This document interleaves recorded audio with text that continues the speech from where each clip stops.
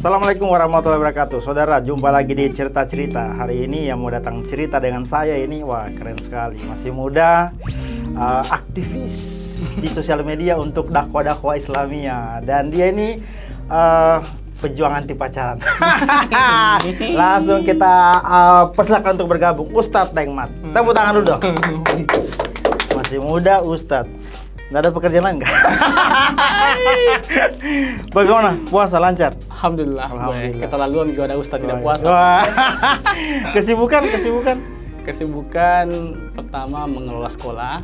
Oke. Iya, kalau ya subuh di RRI. Boy, agak-agak padat tuh Bang, saya lihat. Tapping banyak sekali undangan, Pak. Sore biasa undangan bukber. Malam tarwih. Insyaallah. Sisi juga dakwah toh? Iya. Oke. Jadi teman saya nih, Ustadz Daengmat ini menarik untuk kita ajak dia cerita di sini karena saya lihat perjuangannya di sosial media. Dia ini konsen sekali karena punya komunitas juga nih, komunitas Yuk Ngaji. Yuk Ngaji. Jadi orang-orang anak-anak muda yang mau ngaji ya, kayak itu anak-anak SMA kan? Kebanyakan remaja, mahasiswa. Oh ya, banyak lah. Yang penting orang masih cari jodoh di situ semua. Iya. Karena dia juga sebenarnya lagi cari jodoh. Oke. Apa tantangannya? Maksudnya gini, tantangannya jadi anak muda tapi pendakwah. Versinya Ustadz. Iya, oke. Bismillah. Assalamualaikum warahmatullahi wabarakatuh. Waalaikumsalam warahmatullahi wabarakatuh. Jadi tantangannya dia. Jadi kan kalau kita bicara tentang dakwah, sering sekali itu kita lihat ada yang fokus Ustadz fokus kematian, Ustadz fokus keluarga, kesehatan. Kayaknya memang belum ada yang sentuh ranah anak muda. Sementara potensi anak muda Kota Kendari khususnya besar sekali. Apalagi kalau kita lihat data di Indonesia. Dan harapan besar bagi bangsa, negara, dan agama ini sebenarnya letaknya di anak muda. Kalau kita lihat sejarah juga, Rasulullah itu dan para sahabatnya kebanyakan anak-anak muda, Gen Z, milenial gitu. Jadi memang saya menganggap bahwa Bismillah deh, saya terjun di anak-anak muda. Ya tantangannya begitu anak-anak muda toh. Anak muda mut-mutan, susah dikontrol. Makanya dia ada caranya sendiri dalam dakwah anak muda. Oh, ada treatmentnya. Iya, ada. Kalau caranya Ustadz Daengmat apa dia treatmentnya? Kalau pertama, anak-anak muda itu tidak mau sekali diajak ke masjid. Biasanya. Oh iya. Tuh. Ajak di warkop cepat. Ya, makanya kita buat kegiatan event kajian dakwah itu di warkop, coffee shop. Gitu. Ya karena maksudnya ya mungkin pertama di masjid ya kurang asik versi mereka ya, versi anak mereka. Kemudian kalau dibawa ke coffee shop, tapi kan ada juga yang canggung ini Pak Ustadz. Misalnya, Jami deh pergi kajian di workshop, di coffee shop, malu-malu saya atau makanya bukan kajian namanya. Apa namanya? Biasa namanya temu pekanan. Tuh. Dicarikan temanya. Carikan temanya. Bagaimana namanya? Tema-temanya juga tema-tema yang anak-anak muda sekali. Pernah kita buat kajian itu, nama kegiatannya itu akuntansi. Aku mantanmu yang tak perlu kau tangisi. Wow, dicarikan istilahnya. Pernah juga kedokteran. Apa lagi dia? Kedokteran tapi pacaran. Wow. Tapi sebenarnya walaupun perkumpulannya itu Yuk Ngaji, tapi maksudnya kan itu kayak majelis-majelis di sharing. Karena kalau kita langsung kasih siram satu kali anak-anak mungkin tidak siap. Ya betul. Jadi Yuk Ngaji itu sebenarnya untuk bagaimana anak-anak muda itu pertama tertarik dulu. Ada kemauannya belajar Islam, ada kemauannya untuk duduk dulu mendengarkan. Masalah dia sholat tidak itu nanti kita urus toh. Sambil berjalan. Maka nanti kelas selanjutnya namanya kelas mentoring. Nah, ini bagi orang-orang yang mau serius. Kita lihat di kajian pekanan itu, di event pekanan siapa yang datang sering. 3 kali datang. Kita tawari mau ikut kelas enggak? Ikut kelas itu disitulah kita lebih serius belajar, mulai dari kemudian perkara akidah sampai perkara dia anak muda dengan fashionnya mau terjun di dunia dakwah. Jadi saya menganggap bahwa semua anak muda itu bisa berdakwah dengan fashionnya masing-masing. Tidak mesti setelannya dari pabrik, maksudnya dari pabrik itu setelannya seperti apa, kemudian kita pergi ceramai orang. Kan kita ini kan kalau sudah lihat orang pakai gamis di pinggir jalan rombongan, terus kita didatangi, terus diceramahi begini kan kayak langsung, oh begini kak, begini sekali kak Islam, atau maksudnya kayak antipati sama dakwah istilahnya. Mungkin ada pernah kita lihat viral di TikTok itu, ada orang yang layang-layang, ada ustadz di sampingnya ceramah. Bukan melayang-layang terus. Apa juga urusannya layang-layang? Orang sibuk main diceramah maksudnya. Nah ini tantangannya anak muda. Nah kita bicara jangan anak muda. Kita saja yang sudah tua-tua ini, yang sudah mencoba berbenah. Kadang yang namanya istiqomah itu agak susah, apalagi yang anak muda. Nah, bagaimana menjaga istiqomahnya anak muda versinya Ustaz? Jadi menjaga istiqomah itu salah satunya adalah resepnya itu berkumpul dengan orang-orang saleh. Intinya circle-nya. Ya circle, topiknya circle. Jadi makanya kita bentuk komunitas. Jadi komunitas Yung Ngaji itu jangan kira Yung Ngaji itu ngaji. Isinya mengaji. Enggak. Pokoknya kita bertemu di workshop, di coffee shop bawa Al-Quran enggak, tapi dia bahas banyak hal tentang mental health. Bahas juga tentang dunia anak muda, dunia dakwah dan sebagainya. Bahkan kita lebih banyak seru-seruannya. Nah, mungkin ini kita luruskan di teman-teman yang nonton video ini. Jadi sebenarnya ngaji itu kata dasarnya itu adalah kaji. Itu versi bahasa Indonesianya, hanya mendapat imbuhan. Jadi mengaji.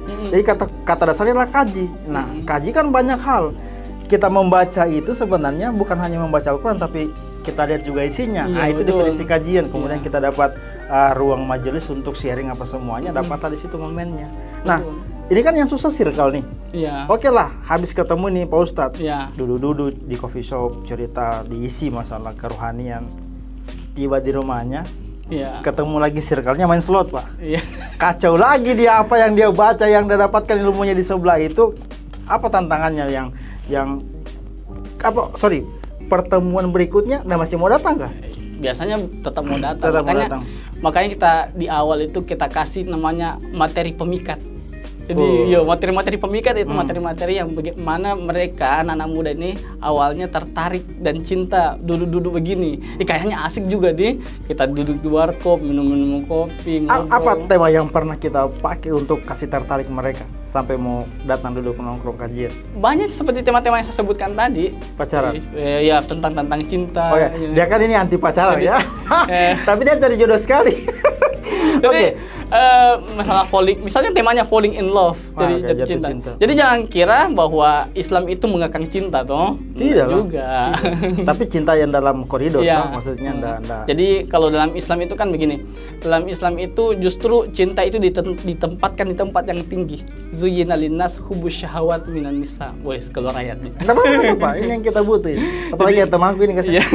Jadi sebelum Allah menyebut kecintaan kepada benda, kecintaan kepada harta, itu kecintaan yang pertama adalah kecintaan kepada lawan jenis. Kecintaan kepada lawan jenis. Ada itu. Jadi itu Islam memang fokus tentang hal itu. Hanya terkadang, jadi saya sering bilang bahwa bukan jatuh cintanya yang salah, hanya tempat jatuhnya yang kadang salah. Itu. Makanya saya sekarang closing kegiatan itu sama anak-anak muda saya bilang begini, bahwa ketika kalian suka dan senang kepada seseorang, maka ada dua jalan bagi kalian. Ambil dengan jalan nikah atau ditinggal dengan kesatria. Wah, beratnya. Tapi kan kalau kita bicara anak muda sekarang, kita tidak bisa tutupi nih tantangannya. Kayak Ustadz ini di ranah anak muda bergerak untuk berdakwah. Nah, biasanya yang paling susah itu diterima sama anak-anak. Kenapa? Karena dulu orang pacaran biasa-biasa aja. Kenapa nanti sekarang baru pacaran ini dijengkel sekali lah, pokoknya kita mulai say no tuh pacaran. Dulu apa dibikin ustadz ini sampai sekarang ini baru ngomong masalah anti pacaran. Makanya jangan langsung kita bilang pacaran itu haram. Jangan langsung plug di situ. Nggak boleh kesana. Jadi ada pengantarnya. Ada pengantarnya. Kita edukasi dulu tentang sebenarnya kecintaan yang benar itu begini. Ada realnya, ada aturannya begini. Sehingga mereka nanti paham, mengerti. Itulah yang kemudian buat mereka kayaknya memang bismillah deh. Kalau yang kayak ta'aruf itu, Ustaz? Ta'aruf. Ya ta'aruf itu jadi nanti. Apa definisi ta'aruf versi kita sebenarnya? Ini kan masih bias ini, dalam artian kita memaknai ta'aruf. Ada yang bilang ketemu langsung nikah. Ini kan istilah-istilah orang tua yang orang bilang, jangan ta'aruf deh, repot. Karena kita harus ketemu lagi sebentar, sudah baku lihat, baku cucu lagi keluarga, macam-macam. Kalau di dalam pandangan Islam, ta'aruf itu kayak bagaimana sebenarnya? Jadi kalau kita bicara tentang Islam, setelah kemudian tidak bolehnya pacaran dan jelaskan ayatnya jelas toh. Ayat jelas bahwa tidak boleh la taqrabu zina. Jadi sebenarnya bukan pacaran yang dilarang sih, tapi yang dilarang adalah aktivitas mendekati zina. Termasuk pacaran kan itu. Kalau misalkan pacaran setelah menikah bisa, Ji. Iya, maksudnya itu. Memang itu yang kita inginkan sebenarnya. Ya. Jadi kalau kemudian itu ditutup, jalannya bagaimana? Bagaimana bisa kita tahu si dia? Bagaimana kita tahu karakternya? Bagaimana cara pengenalannya? Melalui ta'aruf. Ta'aruf itu adalah jenjang setelah kemudian saya bilang saya suka kok. Itu namanya jenjang hitbah, mengucapkan, mengutarakan rasa suka, rasa senang. Boleh itu ke lawan jenis? Boleh. Oke. Boleh kemudian kita sendiri yang mengucapkan atau pakai perantara orang lain. Orang lain. Pihak ketiga maksudnya. Pihak ketiga. Okay. Kalau sekarang lebih mudah pakai chat bisa, Ji. Atau kemudian langsung ketemu dengan orang tuanya. Karena laki-laki yang baik bukan laki-laki yang banyak janji, tapi laki-laki yang berani datangi wali.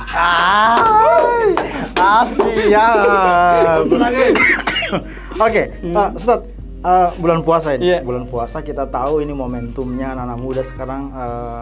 Apa triknya Pak Ustadz sekarang supaya anak muda mau betah berlama-lama tarawih? Lama-lama tarawih. Iya, karena kan kadang habis sholat isya langsung kebur kemana gitu. Ada juga yang lebih mementingkan bukber, kasih lama-lama bukbernya ketimbang tidak jamaah isya, tidak tarawih. Iya. Apa yang harus diisi ke anak-anak muda ini bahwa tarawih itu juga bagian dari ibadah tambahan yang harusnya penting sekali. Iya. Sampai lebih kita pentingkan coffee shop ini nongkrong dengan teman-teman. Iya, betul. Oke, bagaimana melihat ini? Jadi yang harus disampaikan ke teman-teman? Ya, jadi saya fokus di sosial media, di Instagram sebagainya, di TikTok. Itu bahas tentang problem-problem anak muda, termasuk kemudian tidak anak muda itu lebih fokus di luar, lebih maksudnya lebih tertarik dengan dunia luar daripada mempelajari agamanya. Sementara agama ini adalah fondasi paling penting bagi kita. Setelah kemudian mempelajari hal-hal lain seperti itu. Jadi bagaimana tipsnya? Kalau saya tips untuk berlama-lama yang pertama adalah tanamkan dalam diri kita bahwa ini adalah Ramadan yang momen langka bagi kita setahun. Ya, sekali setahun dan belum tentu kita dapat tahun depan. Inilah caranya, inilah momennya bagaimana kita untuk bisa banyak-banyak memupuk pahala. Memupuk atau kemudian banyak-banyak untuk memperbanyak amalan kebaikan kita, termasuk tarawih. Masa yang sekali ada momen dikasih oleh Allah tapi kita tidak ambil begitu. Itu yang pertama. Jadi tanamkan dalam diri kita seperti itu. Kemudian kedua adalah kita harus sadar diri bahwa kita ini adalah manusia yang lemah. Kita ini adalah makhluk yang butuh dengan Allah. Cara kita kemudian menyampaikan bahwa kita butuh dengan Allah itu dengan cara ibadah. Nah, momen Ramadan ini, jadi kan dulu kalau di luar Ramadan, tarawih itu sebenarnya kalau bahasa sederhananya itu dalam bahasa Arab disebut santai, sholat santai. Ya. Jadi kalau biasanya orang sholat malam di luar Ramadan harus dulu tidur. Jadi tahajud itu harus dulu tidur baru bisa tahajud. Nah ini biar belum tidur tapi bisa sholat malam. Pahalanya sama. Pahalanya sama. Ini lagi yang baru kita tahu ini, ternyata sholat malam nggak mesti tidur dulu. Iya, di bulan Ramadan. Di bulan Ramadan.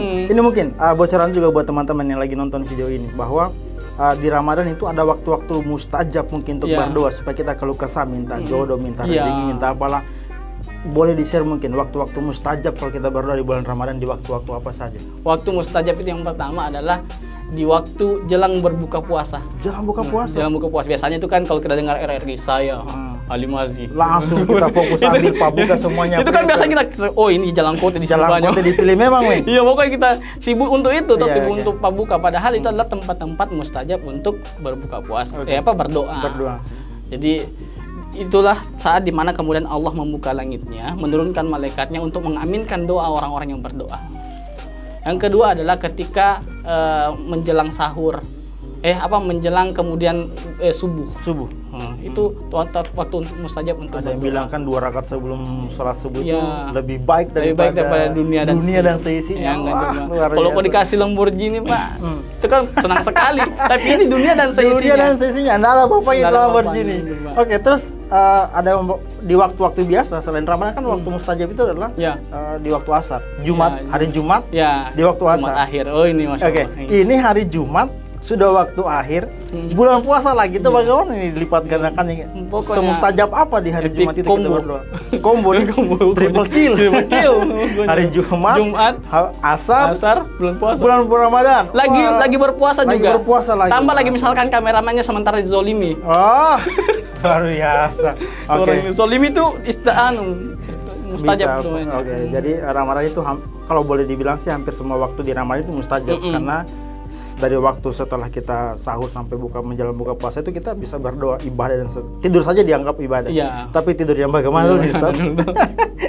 Oke, Ustaz, kita ada di penghujung cerita-cerita ini. Kira-kira apa yang ingin disampaikan Pak Ustadz untuk supaya komunitasnya lebih besar lagi, lebih kuat lagi, lebih banyak lagi orang-orang yang mau ikut kajian, entah dimanapun tempatnya, tapi anak muda yang mau bergerak hatinya untuk ikut. Oke.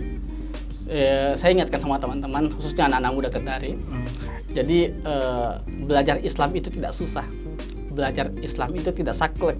Jadi kita punya komunitas ngaji bagi teman-teman yang mau bergabung, silakan datang sekedar nongkrong, sekedar juga kita punya kegiatan hangout sebenarnya di pantai, di gunung, jadi belajar Islam di situ. Jadi bagi teman-teman yang mau belajar Islam, kita mulai dari nol. Kita mulai dari nol, silakan gabung di Ngaji, nanti ada Instagramnya. Ada Instagramnya, apa Instagramnya? @yungaji_kendari. Yang mau tadabbur Quran sama-sama di pantai, mungkin di gunung di bisa ya. Iya. Oke. Baik, terima kasih nih Ustadz Daikma sudah mampir di Energi Positif untuk cerita-cerita. Semoga lain kali kita bisa berkolaborasi lagi untuk dakwah dengan tema-tema yang lebih anak muda lagi. Iya. Terima kasih. Sampai ketemu di cerita-cerita selanjutnya.